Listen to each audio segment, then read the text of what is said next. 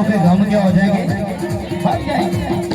लेकिन हम इस बात पर फख्र करते हैं कि जिस खुदा की मैं और आप प्रस्तिश करते हैं वो जिंदा है। हालेलुया। दोनों हाथ बुलंद करके बोलो बोलो खुदा ने यीशु मसीह के नाम की।